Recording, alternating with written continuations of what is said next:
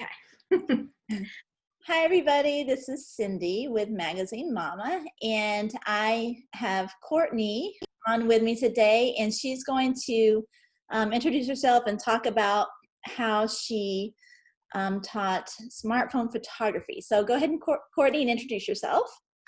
Hey guys, I'm Courtney with Courtney Heisey Photography, and I'm in Massachusetts. I'm Western Mass, and I used the smartphone curriculum for photographers. I also, I just recently used the smartphone one, but I had used the digital camera, like the regular DSLR camera one, back a few years ago, and I've used that multiple times. So I guess I'll start with that one. I did one class. I think I did it outdoors, and it was a hit. And then the rest of my classes, I did multiple classes in my studio. Once I got a studio, I think I may have purchased the first class like way back, and I've just continued using it, and it's great because I just keep the files on my computer and print out the printables, it's awesome to have all the printable stuff because it's done for you. I mean, it's obviously stuff that we know, but it's just organized in a way that you can look at it, you can look over it before you start your class, and it's something for them to take away too after you go over it in class. Okay, and how much did you charge for your class that you did outdoors?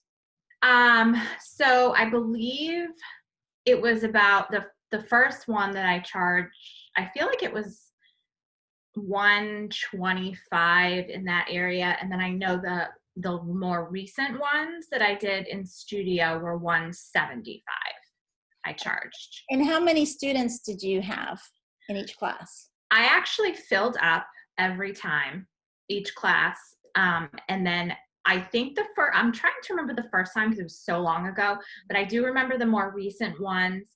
I limited it to 6 because I felt like I was able to give a little more one-on-one. You can definitely do more. For me, I just felt like maybe have 2 separate classes and do 6 on each. But I mean, I guess it just depends on the person too, if they're comfortable with full size class load. And I offered breakfast with it. It was, I did different titles. Like I did one was called like moms and memories. And then I had like bagels and stuff for them.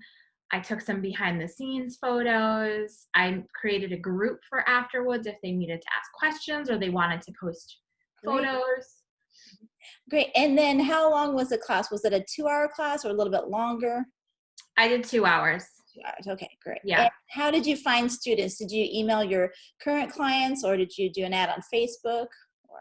I did both. I did an email to my current clients. Okay. I did Facebook. I did a little ad. I think I may have boosted it a little bit for engagement, but I had no problem filling it up. I think having the graphics that you give us, I kind of just put my website, my name in there, and just blasted an email, made a little ad, and then some of it was word of mouth too. If I had a client come with friends, so great. Various. Okay. Yeah. Okay, and then so more recently, you just got started teaching the smartphone photography class, and you were just telling me before we got on how recently you had just shot your last newborn session. Go ahead and start from there. Yeah, it's so sad. So like all of us, I had finished up, this was like 3.5 weeks ago now, probably. I had a newborn and their family in the studio, and our cell phones were going off. Everybody was getting text messages like so-and-so went to the grocery store and they had to wait 2 hours in line for groceries or whatever. And we were just kind of like, wow. And then the next day, my son's school got canceled he's still out of school and probably won't go back. Who knows? And then I said to myself, all right, I need to start really thinking outside the box here. I'm probably not going to have any in-person sessions. I need to think of a way. I have a studio. I just did renovations on the studio. I needed to think of a way to generate some income. Okay. So I, I think I had actually messaged you asking if you had an online version, and you had said you were developing the online version, but to tweak what you had for online. So I did that, and I tweaked it, and I actually offered. I kind of put screenshots. I had used my son. I made like a whole like slideshow so that I could screen share with them when when I was talking, and kind of explain the different features on your smartphone. So I did that, and then I did offer the first one, a mini one. I didn't use all the content to promote it, especially right now, Mhm. because I know every day is a new thing, and I said, okay, let me offer a mini one, and I'll do that for free, and then get feedback. Mhm. It was amazing. Mhm. It was awesome. So then I had so many emails of Mhm. people who wanted the full one, Mhm. who heard about the mini one that their friends took. So I'm already setting up another one. So Yeah.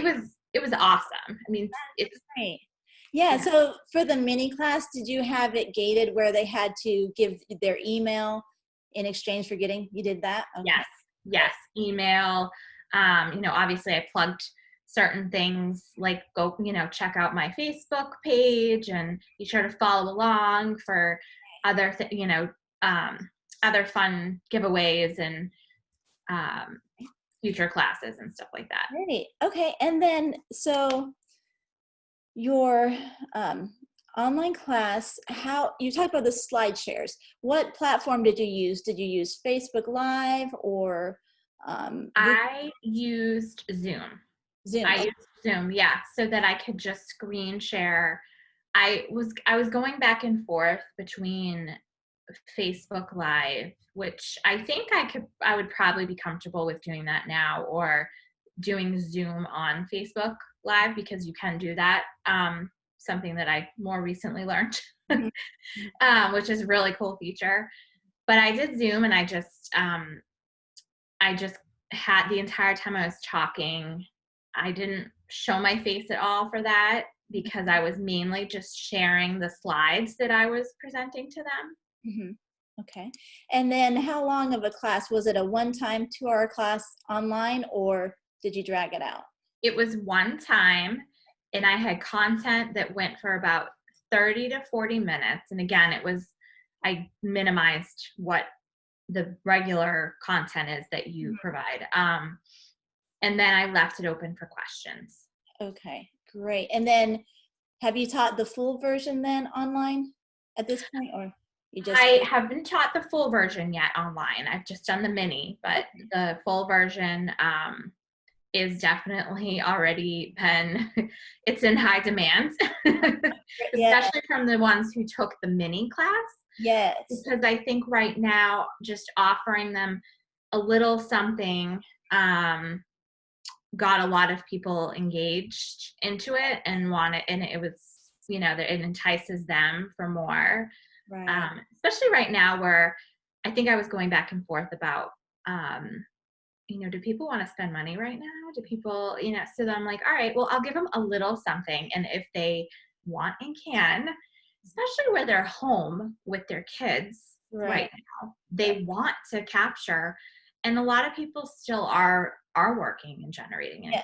Yes. So I had to kind of say to myself, this is okay, Yeah, I think a lot of people, especially photographers, feel uncomfortable charging for things right now. But Yes, but they shouldn't. Yeah. exactly, exactly.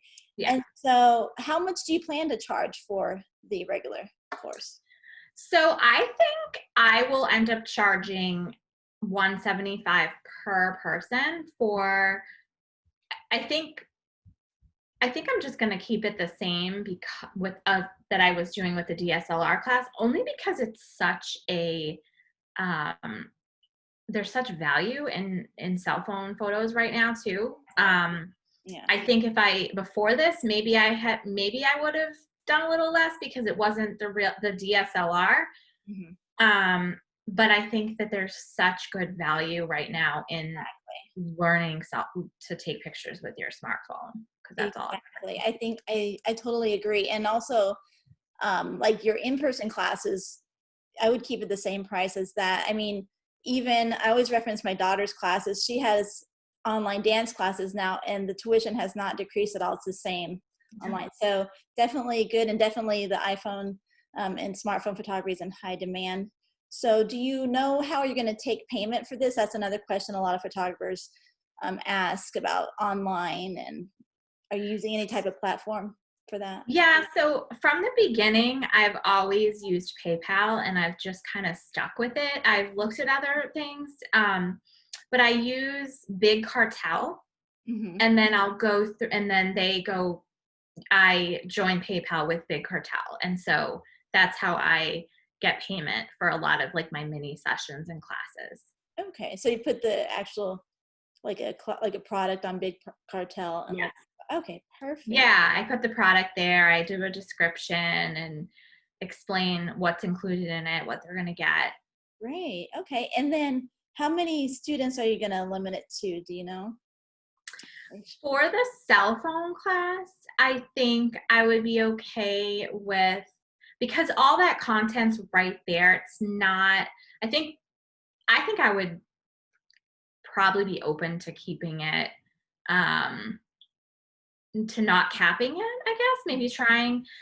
I know Zoom, depending on what you have for Zoom, there's a limit, I think, in how many people you can have. But I think if I do it where I'm going over everything and not, having questions coming in as I'm going over it, or at least they can ask questions in the chat, but Mhm. then wait till the end and kind of answer all of their questions. I don't think it would be as overwhelming as having so many people in class coming up to you. So I think that you could keep it open. Yeah, definitely. And then are you planning to have a Facebook group for them to join afterwards for Q&A? Definitely, yes. With the mini one that I did the same thing. So definitely. And I asked them to hashtag or tag me if they take photos, and they did. Great.